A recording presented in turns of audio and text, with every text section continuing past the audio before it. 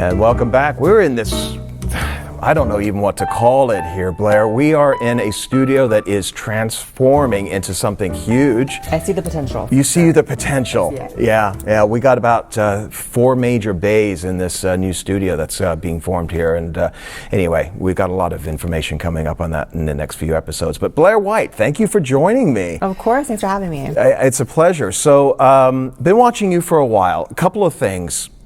Over 100 million views on YouTube.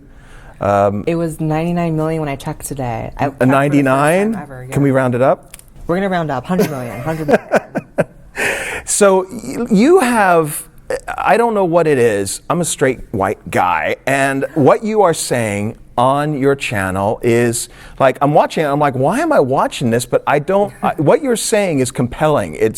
I think what you're doing by having these conversations about issues, cultural issues, and it isn't just about cultural issues, it's also you're like so transparent about your life. You're putting yourself out there. Have you always been this way? Yeah, actually. I don't know. As long as I can remember, I've been an open book, and there's a few things. I was actually just talking with my fiance about this. I've always had issues with authority, so I always knew I had to be my own boss. I always knew whatever I did, I couldn't clock in and out somewhere. I couldn't have someone tell me what to do. So YouTube's perfect in that sense. I can make my own schedule, whatever. And I've always just been really open, and I've never really... There's something in some people that really care about speaking about issues that are controversial. They don't really have the confidence to really say how they feel about certain things. And I've just never had that issue, really. So it made sense to sort of take to the camera. And I mean, the moment I flipped the on switch on my first video, it changed my life forever. How did that come around? You were, okay, so I want to talk about trans and all this in a few moments, and I think that, there's some clarity that needs to be made for our audience on certain things, because I think there's a lot of confusion with language and things like this, but you weren't putting yourself out there for years. This is a fairly recent thing for you as far as putting yourself out there for video and for the public. Yeah, well, it came about because I was actually in college, and, imagine being Republican-minded and being in a liberal college in California, which was my experience, and I just felt a general volatility toward people who spoke their minds on campus. I felt just instinctively almost that me saying, maybe I'm not a feminist, maybe I am a Republican, maybe I do believe in borders, like that inherently I knew was an issue to speak about publicly on campus. But again, like I said, I've never really had that fear. I mean, that some people have. So I was like, you know what? Maybe I'll be rejected by all the social groups on campus and in my town, but I'm going to just speak my mind on the internet. And I did, and I expected about 7 people to watch, 2 of them being family members. And I woke up and the video was posted on a bunch of different websites. And I think it had like 30,000 views just overnight, which blew my mind at the time. I was like, what is happening? And since then it's just grown and grown and grown, and I can't even believe that I'm here, to be honest. That's an overnight success. I think there's a lot of people on YouTube that would be like, how did you do that? But it comes back to the subject matter that you're talking about and this compelling idea. And I think we're in a really weird place right now, and tell me if you think I'm wrong or what your thoughts are on this, but we're in a sociological experiment right now. Okay, I mean, there are things that people thought of as you just don't talk about, and now it's just front and center, it's out there. There are discussions on things that some people thought were, I mean, the whole idea of gay marriage, I'm old enough to remember 10 years ago when people were seriously having political debate about it. Now it's like, if you're against gay marriage, you're a homophobe and all this. We're moving so quickly. What do you think that is? I don't know, honestly. I don't know what spurred all of this. I think you can point to cultural Marxism and indoctrination in schools, and growing up in California, I felt that, and I think that's changed the culture a lot. But I think it's just like the rise of Trump created this like huge culture war where suddenly things that were a little more taboo to talk about or things that were under the rug are now, like you said, front and center. And I think that I also think that, the overnight success thing, I don't know if I'd say overnight success. I think overnight, like, things started taking off for sure. Yeah. And I think it's because I found myself in a niche where there really were no trans people saying the things I was saying, like, at all. And there still isn't really. There's a few, but there really isn't. You know, like there's really wasn't online at the time. There wasn't any trans people saying like, just because you're LGBT or just because you're part of a minority group doesn't mean you have to adopt a specific way of thinking. That we're all individuals, and I think that's what people really took to. And a lot of people tell me like they've never really heard someone from the trans community speak the way I do, which is crazy to me because I've met plenty of people in real life who hold my same opinions, but people willing to say them out loud, a little more rare. All right, I want to get this straight. Okay. I was in college, not to age myself, but decades ago, and I was in psychology, and our college professor brought out transvestite, okay, to talk to us in the class. And there's transgender, there's transsexual, there's... A lot. I'm not too sure the vernacular. Okay, so today, 2020, what should people be saying when addressing somebody from the trans community? Well, maybe this will make you feel better. Okay. I can't keep up either. There is just so many. I mean, what used to be LGBT, which I feel like is a pretty all-encompassing label. Like, I think that's good. Now it's LGBTQIIA plus. I think there's like a 2 in there too, like literally a number. What's the number? Don't know. I don't really care to know, to be honest, because I feel like LGBT is all-encompassing and that covers everyone. Okay. But regardless, everyone but straight people, obviously.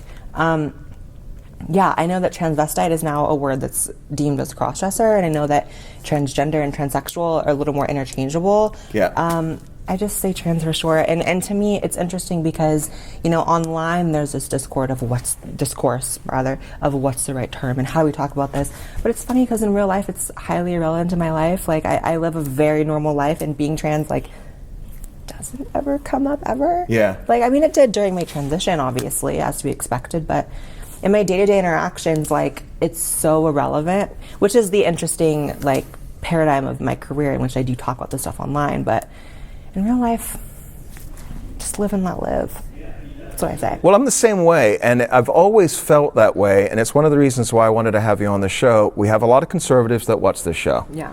There's a lot of people that would be somewhat, I wouldn't say the word uncomfortable, but they would be curious, and at the same time they're not too sure and confused. It's exactly what it is. And I think the reason is, and it goes back to something that you were saying, and that is that it seems to me that the left has hijacked the LGBT community, and they're using it as a political cudgel.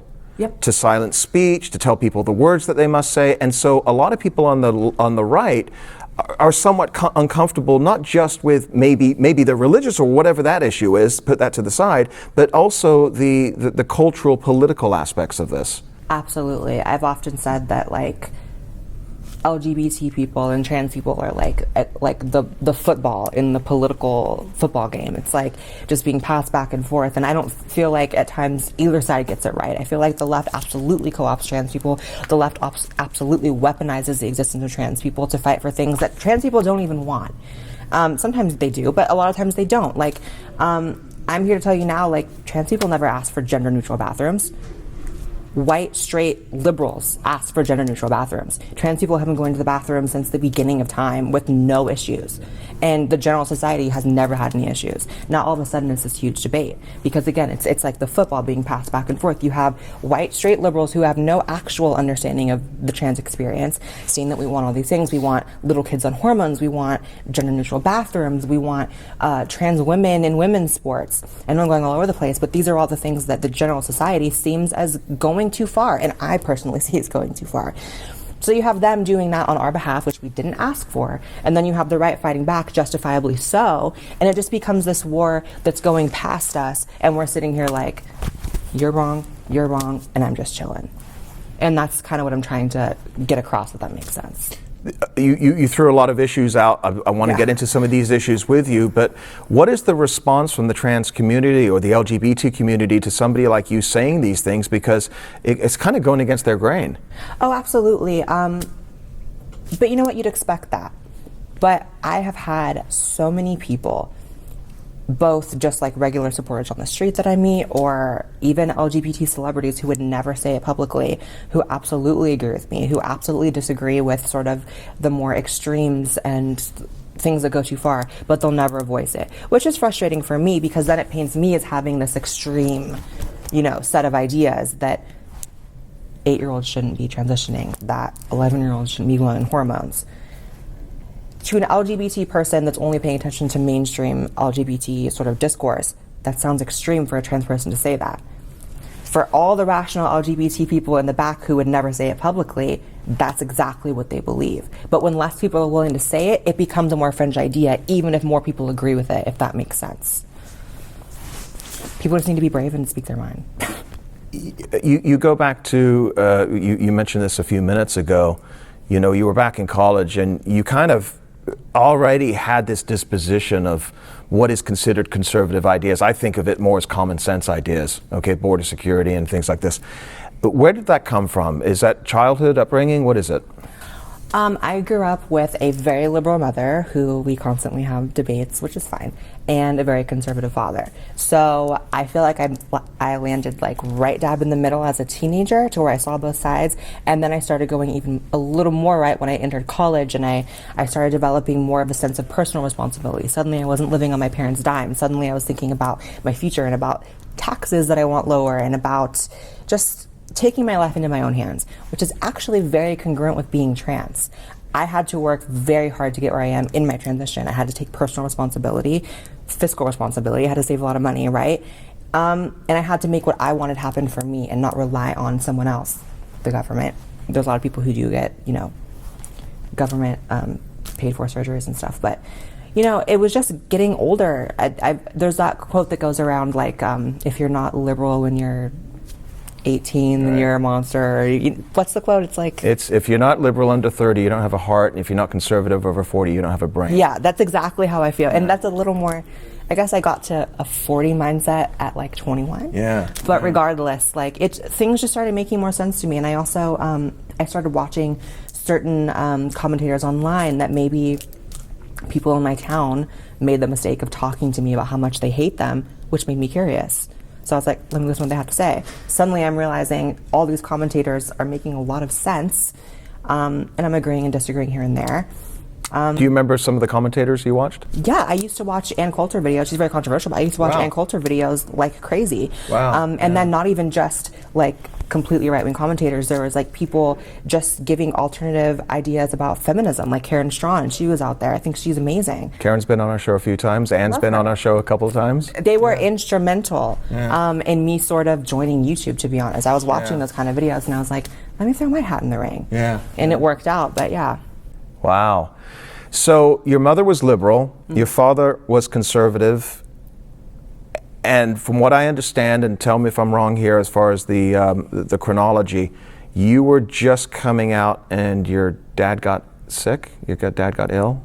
Yeah, I was considering coming out, and then he got cancer and died like 3 weeks later. It was very sudden. 3 weeks from diagnosis? Yeah, it spread extremely fast, and he's one of those people that didn't go to the doctor. A lot of people don't do that. A lot of people have a certain pride or an I'm okay thing about feeling ill, and then sometimes, you really need to go to the doctor. So that happened, and then How old were you? I was, I think, 19. I was 19 when that happened. You were young. Yeah.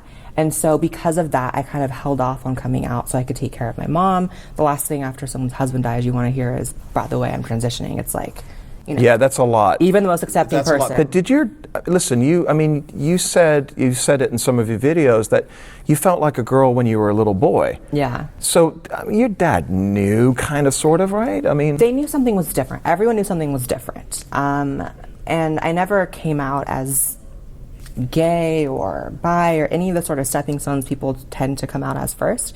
I was always just me. I was always very eccentric. I was a 14-year-old with like purple hair and like weird fat, which is so funny now because that's the kind of person who really hates me now. It's very ironic how things end up. Wait, I'm sorry. Like, you think of the stereotypical person who really hates Blaire White now, and it's like the purple-haired SJW. It's like, oh, okay, so it's like, okay, I yeah. used to look like them. You see them in the women's parades or the marches. Yeah. Okay. Which I believe take back fun colored hair, people. Like, it shouldn't only be crazy people having colored hair. But yeah, like that happened, and then I sort of put off coming out, and then I moved to Michigan for an ex-boyfriend. That relationship fell apart. Okay. And I kind of realized I need to move back to California and just get this over with. I always saw it as just something I had to get over with. Yeah. A lot of people make it like their entire identity, and they get really consumed with the struggle of it. And mine was just like, okay, this isn't going away. It's been there since I was 5. I'm just going to get it over with. And that's what I did. Just like, okay, let me transition and just move on and start done.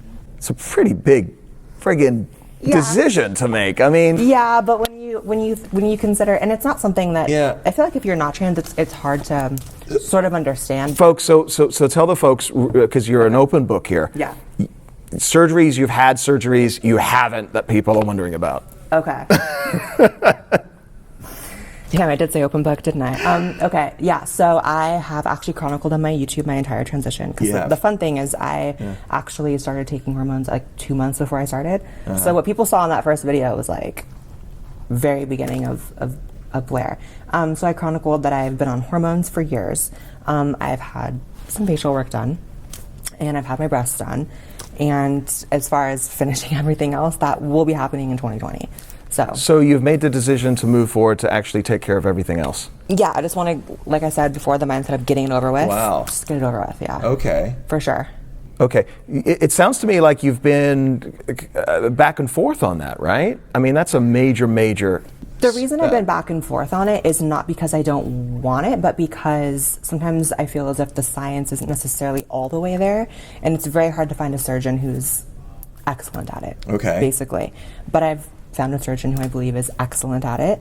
And there's been, even just as of recent, like pretty good scientific breakthroughs with it. Okay. And I'm feeling pretty confident. So how does your fiance Joey feel about this?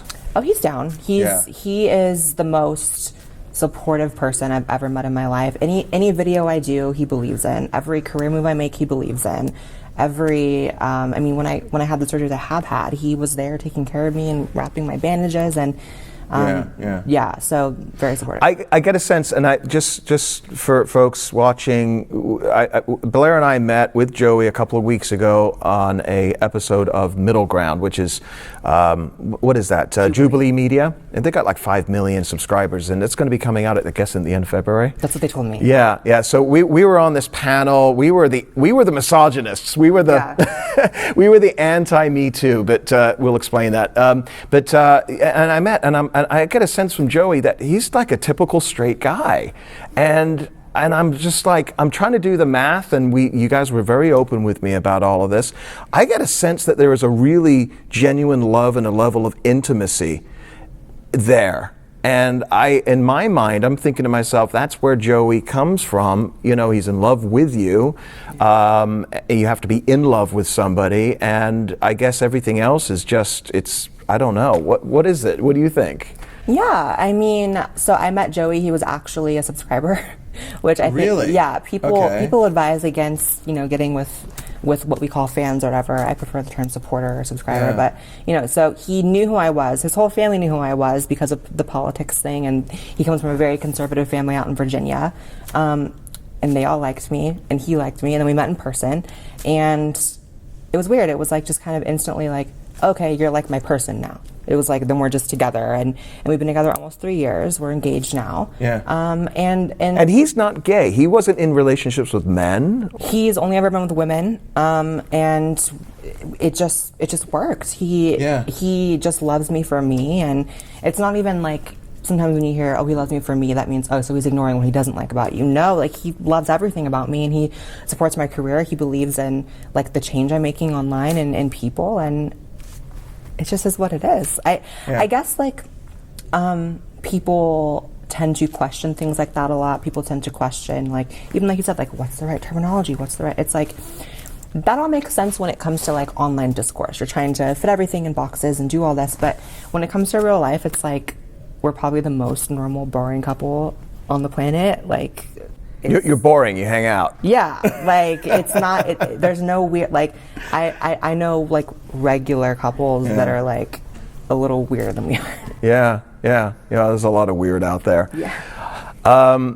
I find that dynamic fascinating, and I appreciate you being so open about it. Yeah. And and I'm thinking to myself, watching your episodes, you guys have been completely transparent about it, and I think again that's one of the reasons that it's so compelling for people like myself that normally wouldn't be. I don't watch Bravo or anything, right? So it's like what, and I think it's the changing dynamic and the idea that you can be in love with somebody, a human being, right? And so, the cultural expectations must be really, really heavy. What is Joey's family's response, his friends' response? Basically, his family's response was, as long as you're not bringing home a liberal. That was like their family. That was their priority. They were like, yeah, like, wow. I mean, maybe not in that specific wording, but Joey always said that. He's like, yeah, she's not liberal, so it's fine. So it was more of like, they had respect for me prior because they had seen my work in the political space for a minute. And Joey had talked about me to them beforehand. So they came into it having that base level of respect. And, on a real note, maybe a trans person isn't the ideal person they had in their mind for their son. Like, I'm sure it wasn't. Yeah. But when I got there, I've been there every Christmas since we've been together, every Christmas. So his family is my family now. And, like, again, being trans doesn't come up. And if it does, it doesn't even matter. And they completely accept me. And they're also very conservative people. Like, we go and, like, we're shooting, like, AR-15s off their porch, and we're, like, going to, like, the Trump Hotel, and, like, we're doing a lot of conservative stuff because that's who they are. You guys are AR-15, Trump hat-wearing conservatives. And, I mean, you're breaking the mold here. And this is, again, why I find this whole thing so fascinating. The reason it's fascinating is because, take a step back and we take a look at the LGBT community. And there is, again, this idea that it has been, I guess it's been controlled by the left in many ways. And there's certain language that you can't say, there's certain words that you can't say. You could be canceled if you said something 10 years ago that's now considered verboten, right? Yeah. So talk to me about, is there another, and I think there's a couple I know of, but are there other folks out there like you in the trans community? We've had Brandon Struck on the show, we've had Ricky Rebel on the show, so from the gay community, right, but from the trans community, who else is out there like with this perspective? Right, well, it's important to remember that, even the gay community is small. It's like a very small fraction of the population. And then you go to the trans community, that's even smaller. It's like 0.01%. There's not a ton of trans people, so you're not going to see a ton of outspoken trans people in terms of like, I'm a Republican. They're out there, though. I will tell you, my comment section is full of them. There is a misconception that being trans or being gay or being LGBT or whatever, that is inherently like a political stance. Yeah. When in reality, like, there's nothing political about me feeling like a girl when I was 5. There's nothing political about Brandon Strzok realizing he's gay when he's a kid. Right. I don't know when he came out or not, but you know what I mean? It's like these are things that are just kind of intrinsic in there beforehand. And you may fall into the politicization of it, and you may be sort of, for lack of a better term, brainwashed or tricked into thinking that the left is your savior because you are that. But that's not really the truth. There's also so much more to care about. Like, people often ask me, like, so how can you be trans and a Republican? And I'm like, okay, so you're asking that, and it's a valid question, but you're asking me it sort of like with the assumption that A, I only care about trans issues, that B, I don't care about anything else. Like, what does being trans have to do with my views on like national security, on immigration, on what I think about fiscal responsibility in the economy? And like, there's just so much more. Like, on the long list of issues that I would vote for, trans is a drop in the bucket. It's like, I want to pay for whoever's like lowering my taxes. I'm a young entrepreneur. That's what I care about. The rest of it, I would rather fight this fight of carving out a space within Republican discourse in the Republican Party to let them know, like, you have LGBT supporters, and going forward in the future, you're probably going to have to just accept that. And you don't have to love it, but just accept it. I'd rather fight that fight than all of a sudden now I'm like a socialist voting for Bernie Sanders because I'm trans. Where's the logic in that? So is there a lack of education? And I'm not just going to say in the gay community or trans community. I think it's across the board, every community today. So that the social issue takes prominence. That social issues are used as fear to dominate your thought of who is the best politician, and the economics and the tax issues and the national security issues are kind of put to the wayside. Oh, absolutely. What happens is, I mean, this is just, people can hate me for saying this, but the left runs on emotion, and there's nothing more emotional than social issues. There's nothing really emotional on about tax cuts or about, like, I guess with the border, there's a lot of emotions there too, but that's on the left. Yeah. It's very emotion ran. It's very easy to manipulate.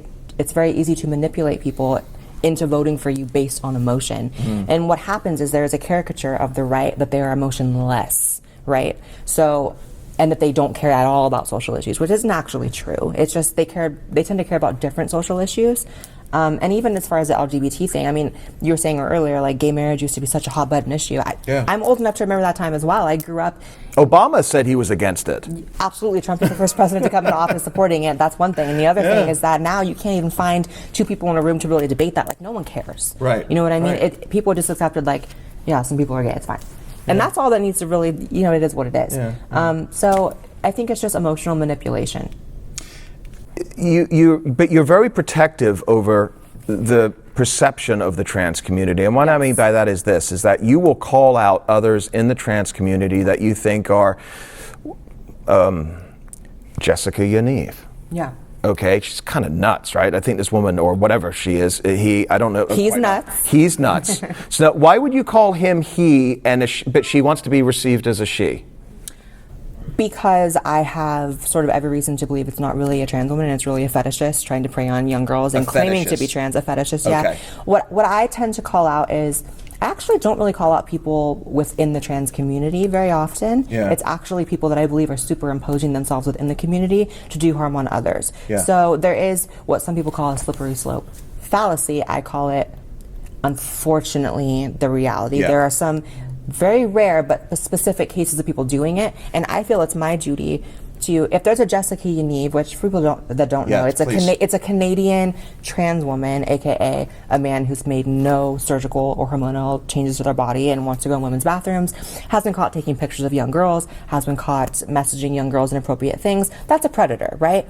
So didn't she invite children to a topless birthday or a pool party and said that no guardians or parents would be allowed? Yeah, it's totally disgusting, totally reprehensible.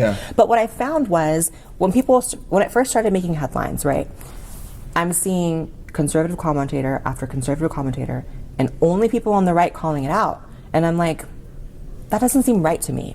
It should not be a Republican issue to call out predators. It should not be a right-wing idea that this person is a pedophile or calling out pedophilia. You know what I mean? So I felt like, you know what? There are trans people with bigger platforms than me. There are people on TV every day. But I have a relatively large one, and I felt like if I'm going to use it, why not call out a predator and kill two birds with one stone, proving that we don't stand for that. We may have our differences in between. Yeah, you're a leftist. Yeah, you're a socialist. Yeah, I'm a capitalist. Yeah, I'm a Republican. But what I think we can agree on is screw that. You know what I mean? So I felt like that was important. And that was a turning point for my channel as well. So you called her out on your channel. You had a show. I think she came on. I saw one episode where she called in on Skype and you argued with her for a time, and it's still up there. I'm sure you got how many hits on that thing? It has like 2 million. 2 million hits. That's amazing. So this woman she seems to be certifiable. She seems to be crazy. I think she just got arrested from that. Yep. She went after a Daily Caller reporter or something. What was that? The first arrest was actually because in Canada, it's illegal to own a taser. Okay. And in my live stream, Jessica was waving a taser around, trying to threaten me through the internet, I guess. I don't know. And the cops actually, the moment the live stream ended, went into the house and arrested Jessica. And the second arrest was actually yesterday, which was a reporter outside the courthouse for the taser charge hearing. Really? Jessica started punching the reporter and now got arrested for assault. So she's in jail now? I think she's out now, like on bond or whatever, but faces up to 5 years in prison for assaulting the person. Wow. So, I don't feel like I have to answer to every bad apple in the community or whatever, but I also feel like if I choose to either let this stereotype that trans people are predators exist or stand against it, I'm going to stand against it. Because I don't want to live in a world where people perceive me as even remotely similar to Jessica Unieve. We have literally nothing in common. You know what I mean? So it was just... Well, you're protecting yourself, and again, this is the whole purpose of having you, a complete open book today, which I completely appreciate. But the idea is that you're going to have good players and bad players in every demographic, right? What I like about what you've done is that you've been so outspoken about some of those bad players while standing up for what I consider common sense. Some people will call it conservative. I think it's just common sense. You talk about low taxes, you talk about national security, you talk about all the things. Let me ask you, from your perspective, Donald Trump's when he first came into office a couple of years ago, there was the trans ban in the military. And a lot of us were like, why? What are you doing? What was your reaction to this? My initial reaction was also, why? What are you doing? And then I had to humble myself and say, okay, I am a, for lack of a better term, privileged, comfortable trans woman living in Los Angeles. I don't know shit about, I don't know anything about the way the military operates, what is best for that. I also know that if you so much as like stub your toe, suddenly you're not eligible to serve in the military and fight on the front line specifically. So if the military decides we would rather not have people on hormone replacement therapy fighting on the front lines, and we would not have a demographic that already has like a 50% suicide rate, joining it and compounding upon the fact that veterans have a huge suicide rate as well. Who am I from my like cushy apartment in LA, I don't know, like mid brushing my hair say, oh, that's so wrong. It's like, I don't really know how the military operates. As far as the trans military ban, as far as Trump goes, I believe he was doing what he was advised to do by the military, and I would be mad as someone who voted for him if he ignored that, right? Like, that's kind of how I felt. There's also the fiscal aspect of it as well, right? Because I think surgeries have to be paid for by the military if you remember. How does that work? I think that was a little bit more like negligible. Like, I don't think that was as big of an issue as people made it out to be, but I think it still is worth commenting on. The biggest thing for me was like, if you can't be on like anxiety medication, why can you be on hormone replacement therapy and fight in the front lines? Like, it makes sense when you actually think about it. But if you're only running on emotion and you're only running on, this is an attack on trans people, then you're going to see it as that. But you know what I mean? Well, folks, you can see why she's got 100 million views. I mean, you're going completely against the grain of the LGBT community. You're outspoken, you're up there, and again, what I like to call common sense. Do you think this kind of perspective has held back opportunities from you? Yes and no. I mean, I would never, ever dare be ungrateful for what I do have as a result of my choice to start a channel and do everything I do online. Like, I'm a contributor to the Post Millennial. I have made really good money doing what I'm doing. I met my fiance through what I'm doing. I get to reach and communicate with people for a living. I get to talk for a living. That's such a privilege, and that's so amazing. Of course, there are certain things, like I've been booked for different little, TV shows or little like liberal events where they love the fact that I'm a trans woman online, and then look a little deeper and then see the word Republican and then I'm out. That happens all the time. But that's just what it is. If you don't stand for something, you fall for anything. And I'm just willing to speak my mind. That's what I started on, and so I'm never going to censor myself for the sake of more opportunities. And believe me, I could. If I made a video right now that said, actually I'm a liberal, actually screw all of this, I guarantee you I would probably have some kind of big opportunity coming right after that. I guarantee you, because I've had people and casting people and everything tell me like, it was the Republican thing, sorry. That's a normal thing, but I'm never gonna compromise who I am just for that, so. Your father passed away when you were 19? Yeah. He was a conservative. He didn't see you transition. Yeah. What would he think of you right now talking like this? Oh my God. I don't even know. I think he'd be a little mind blown. There was a moment in November I actually did a live show, because I do speaking events as well, and I did a live show in my hometown of Chico, California, and it was a really big venue. It was sold out with 200 people waiting outside to get in. Protesters as well, but a lot of love as well. And I think if he would have saw that, he'd be really shocked, especially considering just who I am, what I look like on the stage, and then the reason I'm on the stage. But overall, I think he'd be happy. I don't think he would be upset about what in the beginning, probably yes, if I'm being honest. But seeing what I've done with my life and that I'm a self-sustaining adult and everything else just kind of fades to the background, I think he'd be cool with it. I think you'd be really proud. Yeah. If he's a conservative, as you said he was. Yeah. Yeah, it'd be a little shocking. I've got a couple of sons, and but parents love their kids. Yeah. And what you're doing right now is you're changing the culture, and this is the reason we wanted to have you on. This isn't a political discussion, this is a cultural discussion. Yeah. And I think what's happening right now across this culture, all Western Europe, around the world, is that people are starting to change their mindset. They're not so fixated anymore. Mm-hmm. And I think it's people like you that are leading that conversation. I want to throw another political issue into this. Let's do it. You mentioned it earlier, real briefly. Trans bathrooms, North Carolina. Yeah. Okay. Everything that I've read, there's not men going into a Target bathroom and taking advantage of little girls or whatever it is. But talk to me about that issue, what your feelings were on the law. I don't have the law written in front of me, but I can give sort of my general opinion on trans bathrooms in general, which was, like I said earlier, no trans people ever asked for a gender-neutral bathroom, so we'll get that out of the way. And then in terms of like trans people using the bathroom that they choose to use, I think it depends on have you transitioned or have you not. I think it really is that simple. It wouldn't make any sense for me to go in a men's restroom looking the way I look. It wouldn't, in terms of like if you want to minimize a commotion. And I don't think anybody would question you going into a woman's It's never happened restroom. in my life. No, even very early. Nobody would know. No. So it's about doing what makes sense, which is what's been happening for the longest time. But now there's this like war on what makes sense and what doesn't. When bathrooms are just utilitarian spaces, you go in for a specific purpose. Rapes statistically do not happen in bathrooms like that. I think it's just do what makes sense. If you transitioned and if you look at least somewhat like the gender, like no one's gonna have an issue with it. I actually think it's caused more problems than not. I've seen news stories of like manly looking biological women, so just regular women, getting like questioned at the bathroom.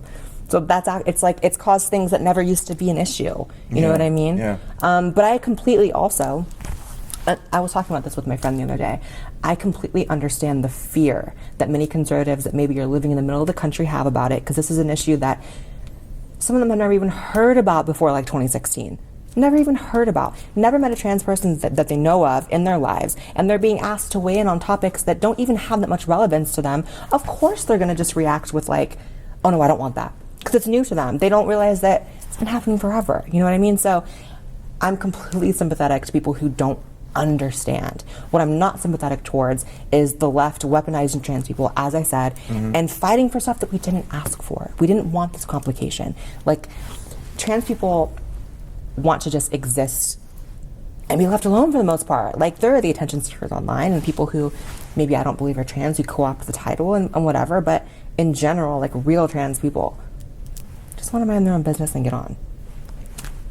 Just leave me alone. Yeah, don't tread on me. Yeah, don't tread on me. Period. Gadsden flag. Yeah. Absolutely. There's so many different issues that have come out and have been politicized. For example, hormone therapy for kids. Yeah. There's a group out there that want to give kids as young as 7, 8, 9 years old hormone therapy. Are children at 7, 8, 9 years old enough to determine if they may feel a certain way? You felt a certain way. Right. But do you think we've got some parents, we see it here in Southern California, in New York, and other liberal enclaves, that if a little boy says, I feel like a girl, they're immediately changing their name and buying them dresses. Right. I think two things can be true at once. We don't live in a black and white world. Some people know very young. I wouldn't say I knew very young, I'd say I felt different very young, and as I got older, I learned the language and I kind of narrowed it down. Some people know very young, a lot of people don't. And what you're seeing is a huge rise in detransitioners. If you look up on YouTube, actually my last video is actually on this. Yep. To explain detransitioning. Detransitioning is basically when you transition, whether it be medically or surgically, and then you realize it's not for you, you made a mistake and you go back, which is probably so traumatizing, I couldn't even imagine. But there's a rise in teenagers detransitioning because maybe they went on hormones at 13 and then by 16 they're like, wait, I don't know. Because that's what the teenage mind is. There isn't a fully formed understanding of the concept of permanence, right? Like you can't plan the rest of your life when you're 15 because you don't have any concept of it, because your brain has not formed to have that concept. So I think it's incredibly dangerous, this idea, just opening the floodgates. As actually one of the most popular, the name escapes me right now, one of the most popular gender clinics in Britain had 77 patients in 2010 of kids transitioning. They What kids. age? So we're talking around like 11 to 13. And 11 to under 18. So 77 though. Guess how many they have now? They have 2,500 with a waiting list of 3,000. Of kids from 11 years old? It has been an over 3,000% increase in children identifying as transgender. And does anyone really want to say that every single one of those kids really knows for sure? And does anyone really want to say that there's not a certain percentage, I would venture to say a large percentage of those kids, who have fallen into something that they either saw glamorized or popularized online that is not really them? And we also have this issue of the overdiagnosing of kids. You have kids thrown on medicine, especially young boys. That's something I'm really passionate about. Young boys are often diagnosed with ADHD and OCD and different things when they're really just being boys in school, when they're going through things at home. The point is, kids are being overdiagnosed, and a certain portion of them are being overdiagnosed as transgender and then making permanent bodily changes because of it. And it's very frightening for me. It's scary to see it. Okay, so this opens up about 30 other questions. Yeah, oh my God. As a father, I mean, this is insanity to me. It is. So, okay, let's step back a little bit here. You're saying in a period of 10 years, you've basically gone 3,000%. You've got 2,500 children, literally children, that are barely even prepubescent at this point, that are deciding to change their gender. What does this do to? Is this parents? Is this culture? Is it online? I mean, I know that you can't pinpoint just one thing, but talk about our society and how this has led to this. What many people don't know is that the definition of trans has changed. The definition of trans used to be, and maybe for the older people that are watching, maybe just think back, like maybe you didn't know exactly what being trans was, but I think you had just an understanding just through going through life, and you're old enough to remember, like, there used to be a time where like people, they didn't maybe understand it, maybe didn't like it, but they had the idea that like, yeah, some people will become women when they're men, and some people, it's like that was a general like, yeah, that exists out in the world.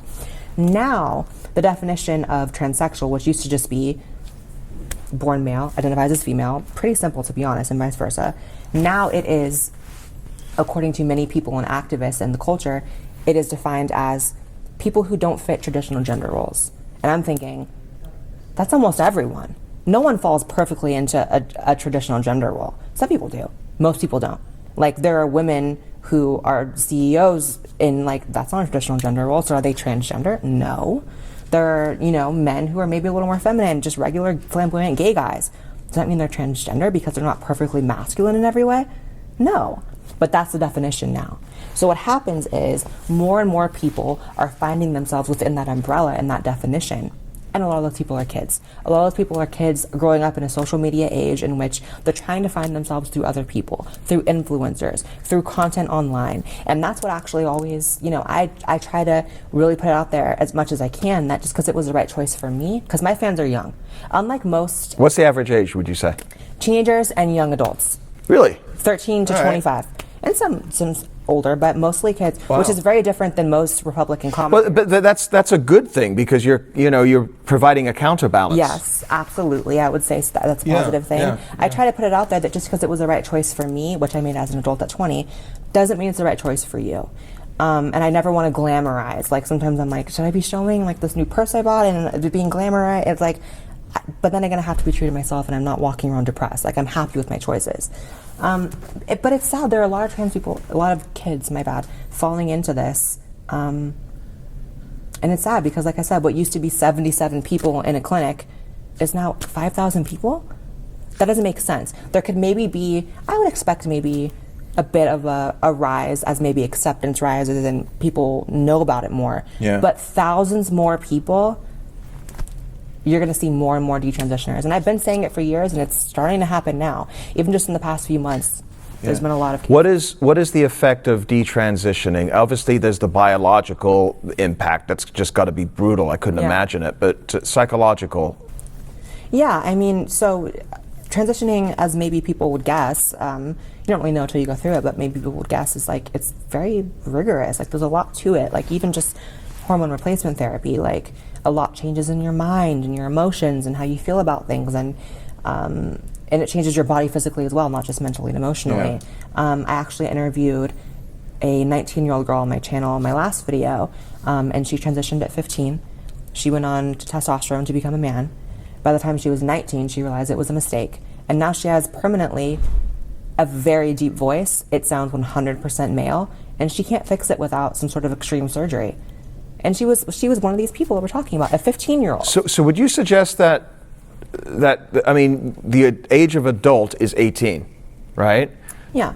Do you think that we should wait to allow kids wait until they're 18? I'm sorry, high school's going to be brutal for you, but until you're an adult? I would say at a minimum 18. I would say, like, that makes sense to me. And obviously it's like, it's nuanced. It's like 16's an adult here and 18's an adult here. I get that. Yeah. But it's like, you just don't have the concept of permanence as a kid to make choices that permanently change your life. I mean, just specifically the girl I interviewed, like, she has facial hair now and a very deep voice because she went on testosterone, but now she's like, no, I'm actually a woman. Yeah. I couldn't imagine going through that. So also, a whole other topic is, like, the bar of entry to transition is almost gone now. It used to be you had to get letters from therapists and recommendations, and now you just walk in anywhere, pretty much. Wow. Yeah. Where does this end? It ends with, in my perfect world, more LGBT people standing up against the excesses, because it's like, it sucks because it's like, there's a line. It's like, you can accept people for who they are, for being gay or trans or anything in between, without accepting the excesses, without accepting just this huge cultural shift of now kids are on hormones, and now biological men are breaking women's skulls in fighting competitions, and now, and now pronouns, or you get fined or thrown in jail. It's like, there's a line, and we have to identify the line to where you're impeding on other people's rights while asserting your own, and not cross that one. I feel the same way about, like, I grew up in a time where, on the left, they were waging a war against, like, hyper-religious people imposing their religion and beliefs on people. Yeah. And I felt very much in line with that, because I felt like, yeah, you shouldn't dictate to me what I do because of your belief system and your religion. And now the LGBT community is in many ways becoming a religion. It's becoming a, we feel this way and you have to as well, and you have to abide, otherwise you're canceled, you're a bigot, we're calling your business, we're a business where you work, and we're finding you. And that is wrong. Conflate that with the politics of today, because we're seeing that primarily from the left. And, we've got classic liberals that watch this show, Democrats that watch this show. I would say probably a majority of our viewers are more conservative leaning. But that is really kind of what we're seeing coming from Hollywood. If you made a tweet 10 years ago, you're canceled, you can't do the Oscars or whatever it may be. So where does that end with everything that you're talking about here? Because it seems like it's just continuing to build up to this oppressive, cult-like, circle of, you're either with us or you're the devil. I think it's gonna change, and maybe I'm being optimistic, but I feel with 2020 starting with the Ricky Gervais thing at the Golden Globe. Yeah, he was great. I feel that just seeing the uptick in people being interested in commentators like myself online, entrepreneurs that are speaking right-wing politics are thriving right now, and they weren't before. Yeah. It means people are wanting to listen, at least a certain segment of people. And if that segment of people gets large enough, and people are willing to speak up, because that's the other thing I get frustrated with. Whenever I do speaking events, I feel like almost every question is, how do I say how I feel like you do? How do I get the bravery to state my opinions? And I'm like, you just have to do it. Nothing's going to change unless you speak up and you take the hit. I'm sorry, you have to take the hit. I wish there was an easier answer. And trust me, I don't take for granted that I'm my own boss, that I can't be fired because of my opinions, that I can't, I guess YouTube could, let's not even speak that over my life, but, you just have to be willing to speak up, because the more people that speak up, the less taboo and the less fringe certain ideas are, because only a small number of people are willing to say it. Mm. Yeah. You're so open, you're so transparent. I want to talk to you and get your perspective on something that, as I referred to earlier in the discussion, you and I met a couple of weeks ago. We were on a panel over at Jubilee Media's The Middle Ground. It was, there was three of us, and then there was three other people that we were just kind of pit against each other, I guess, and we were having a discussion about the ramifications of Me Too. And we were kind of positioned as the against Me Too, and I think you and I both, and we said this, we're not against Me Too. We don't want anybody in a powerful position to take advantage of an employee or anything like that, and those people should be held accountable. So we're not a couple of misogynists It's just here. the excesses. Absolutely. We haven't seen the episode. We don't know how they're going to cut it yet. It was 2 hours, and they're probably going to reduce it down to 30 minutes. But give me your perspective on everything that we talked about that day and the whole idea of Me Too right now and how it's impacting our culture. Yeah, you know, the debate itself was very binary in the sense that, like, are you pro or anti, right? And we are the antis, which obviously I knew that going into it. I'm always the anti whenever I'm casted for something like that. But, you know, I think we just spoke mostly against the excesses of it. We spoke against, hey, there's levels to sexual assault. There's levels for reasons people should be canceled. People shouldn't be canceled for someone rescinding their consent later on. People shouldn't the Me Too movement has done some good, and there's been people that have been held responsible that really needed it. Bill Cosby, Harvey Weinstein. I don't think anyone disagrees that they're scumbags and should face consequences. But, you know, there's people like Louis C.K. who lost basically his entire career because he consensually was kind of creepy with certain women just for being creepy. Yeah. Just for being creepy. People have a right to be creepy. He was pleasuring himself in front of women? Is that what it was? He was consensually masturbating in front of women, consensually. But was still somehow canceled. You have people like Aziz Ansari who, at the height of his career, got hit with a hashtag Me Too because of a girl that consented during it, but then took back the consent. So it's just about... She changed her mind the next day. Yes. So it's just about you know, we're not anti-Me Too, we're anti the excesses of Me Too. And that's the unfortunate reality about a lot of different social movements is they start out with a core, very positive idea, like anti-rape. That's everyone. Yeah. But then you have, you know, the rest of it, and it gets to be too much. Yeah. Our position was that it was actually impacting the advancement of women. It was hurting women, and that there was a lot of studies that are coming out. Harvard Business Review, for example, I threw that one out there, and I got screamed at by the other side on this. It's Harvard Business Review. Yeah, the bastion is conservative, you know, stats. But it's showing that more and more men, 40, 50, 60% in the workplace, are no longer positioning themselves in a place where they could be alone with a woman in a workplace environment, an office, an airplane, a hotel, a business trip, or anything like this. And that is in fact, what was it? Sandberg from Facebook. What's her name? Something Sandberg, I'm sorry, from Facebook, and she's one of the leaders of Facebook right now, and she's saying that men are not hiring women because of this. They're scared to death that they are, after what we saw with Kavanaugh and the whole lack of due process situation, that they're going to be falsely accused. And now you've got to prove your innocence, but you're guilty until done, you know. But do you see how, I know you see, but to people watching, I hope you can see how these social movements really do spiral out of control. It's the same thing we're talking about with trans activists and the trans community. It's like, starts out with a good idea, accept people who are different. Wonderful. And then it becomes this other militant stuff that really imposes on people and actually hurts the original group they were trying to help. It's the same thing with the Me Too movement. People really dragged Mike Pence for saying he wouldn't go to dinner with a woman, but I'm like, that makes all the sense in the world in today's climate. And I tell my fiance the same thing. He works in a corporate environment, and I'm like, don't be alone in a room. Yeah. Oh, there's a business dinner? Okay, are there a few men coming to you, a few other women? Like, it has to be a group. Yeah. It can't be even you and like two other people, one on this email. You just can't do it.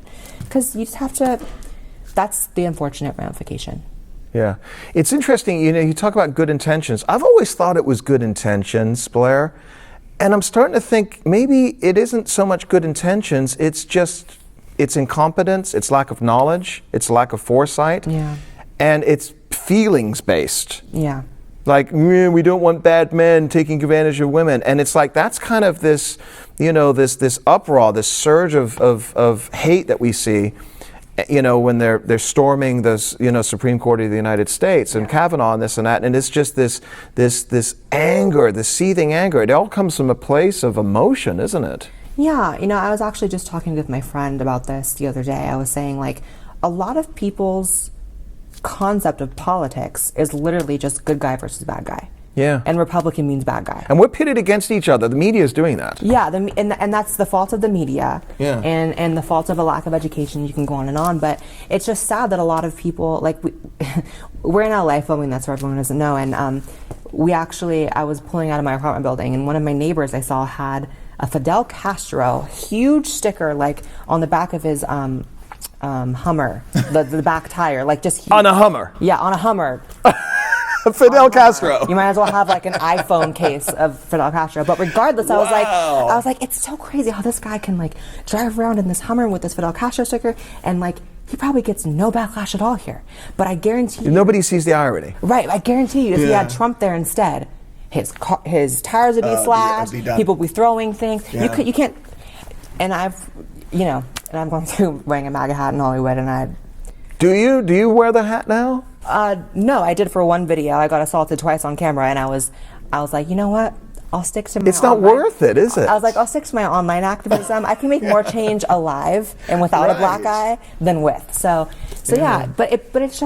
But that goes back to like just good guy versus bad guy. Republican means bad guy in these people's minds, no matter what. Yeah. I almost think like sometimes if I called myself a Democrat but I had all the same opinions, would people still hate me as much? Probably not, because people's conception is just like good guy versus bad guy.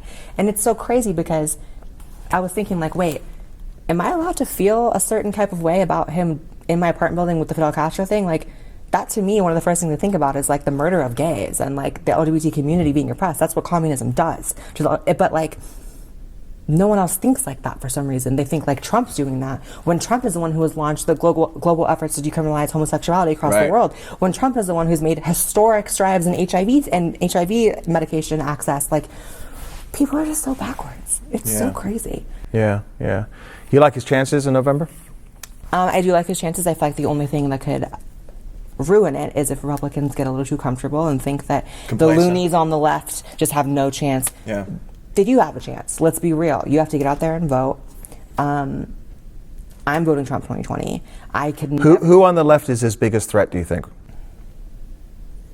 I think complacency is the biggest one. I don't think a person. Okay, so from the candidates, you've got Warren, you've got Sanders, Biden with his teeth falling out. You have Bernie just had 2 heart attacks. You have like Elizabeth Warren who like lied about being Indian. Like, it's just. They're all jokes. They're all like caricatures of what Democrats are, which is so crazy. And it's crazy how the whole thing was about like diversity and minorities, and it's like they're all white up there. It's all the same stuff. So complacency, I think, would be the biggest threat to Trump winning again. So I'm hoping, I don't even live in a swing state. My vote doesn't even count. I live in California, but I'm hoping that people. Well, congressional districts count. Yeah, I'm hoping people, like I said, just don't get complacent. Yeah, I agree with you. I want to talk to you about language real quick, because you and I are both fans. We've had Jordan Peterson on our show. And the whole thing that happened a few years ago, Canada wanted to implement this law that you could it was illegal to call somebody a pronoun that they didn't want to be called, and he was accused of being transphobic and this and that. He says, no, if you tell me you want to be called a she or a he, I will call you that. But don't police it legally. Yeah. What is your feeling on all of this? And we're seeing this now in England. I mean, you talked about England earlier. England, I mean, they threw Tommy Robinson in jail for saying something that was politically incorrect. It's ruined his life. They don't even have free speech. Right. I'm originally from London, England. It's really scary to see what's happening over there. We just had Katie Hopkins out here last week talking about this. But talk to me a little bit. Oh, she's amazing. She's amazing. Talk to me a little bit about your perspective on language today, and really, from a trans perspective, and again, from a common sense trans perspective, should the government be involved in any of that? Absolutely not. We just brushed on how the UK does not have freedom of speech. People cannot take that for granted here. It is so important. And anyone who stands to police speech, I know the Jordan Peterson thing was in Canada, but it happens here too. Yeah. Anyone who is standing for policing speech or saying that you must use this word specifically or face consequences is my enemy. I don't care how much you call yourself a trans ally. If you're trying to police speech, you are my enemy, because I care way more about freedom of speech than I do that. And the whole thing about pronouns is that, again, these are people fighting for things we didn't even want. Pronouns are utilitarian. You don't use a pronoun based on what someone wants, or on the other side, on the right, you don't use it based on chromosomes. You use it based on secondary sex characteristics, i.e. what someone looks like. If someone's in front of you, what makes the most sense to say? And when it comes to trans people who actually transition, it wouldn't make sense to use their original sex pronoun because they don't look like that. And it would be difficult to even use the original. Like, I've never gotten called he no matter where I go. It doesn't happen because it would be a stretch and harder for someone to use that. You know what I mean? Like, even a lot of I had a actually discussion with Ben Shapiro on my channel like 2 years ago. Yeah, you had a debate. It was good. And this is what I was arguing was that, like, actually, no, the left and the right gets it wrong. They're utilitarian. If you have to think about it, something's wrong. Yeah. And that's just what it is, you know, like, and I've been around a lot of the sort of conservative commentators who will tweet things like, I will only ever call a trans woman he. They don't call me he in person. Not a single one of them. So I don't like being forced to suspend my knowledge of how the real world works to have these conversations, what I've always said. Pronouns are utilitarian. They're not what someone prefers. They're not someone's chromosomes. They're just what makes sense. So policing speech and trying to fine people for using the wrong one is sick. All right. We'll wrap it up here in a couple of moments. What's next for Blaire White? Oh my God. Okay. So 2020 is going to be, I just have good feelings about 2020. I'm writing a book. That's been a while coming, and people. Biography? Or? It's gonna be, I don't want to give too much away. It's gonna be everything that anyone who's ever watched me, either loyally, faithfully, or casually, would want from a book out of me. So I'm giving you what you want, and just a ton more videos. I'm working on a ton of different projects. I'm working on more TV than ever before. I'm gonna do a tour in the summer, which is my own tour, which is great because I've done speaking events for other people, and I get frustrated that they're not run exactly how I want them to run, and I want to do something for just my supporters. So a tour, a book, and who knows what else. I'm getting married too in 2020. That's gonna be fun. Yeah, congratulations on that. He's a super, super nice guy. Yeah, he is. You and your mom, you guys talk a lot? You still close? Yeah. We, sometimes it gets hard with sort of the lifestyle that I live to keep in contact with like family and stuff, and I find myself slipping, which is not good. Call your mom. Yeah. Everyone call your mom. They're going to call Everybody call your mom. Everyone call your mom. Like I said, I'm sure your dad's looking down at you and is proud. Thank you. Seriously. Thanks. I lost my dad 10 years ago, and I understand the pain, and couldn't imagine much, much younger. So, yeah, I mean, you've got to feel that. Yeah. You're doing good things. Thank you. And we're looking forward to seeing good things. Tell everybody where they can find you, where to follow you, and all of their. Yeah, just search Blaire White. I'm on everything. I'm on Twitter, Instagram, YouTube. Luckily, I'm like the only Blaire White, so I will come up first. There used to be a pro skateboarder named Blaire White, but I totally beat him in the Google algorithm, so he doesn't pop up anymore. So you'll find me. And other than that, yeah, just weekly videos, and you'll find me. Awesome. Thank you so much, Blaire. Thank you. All right, folks. And we'll be back again real soon here over at Whiskey Politics. Thanks to Blaire White. And check out the studio. We've got some big things happening coming down the road here. Cheers. We'll talk to you soon. Bye-bye.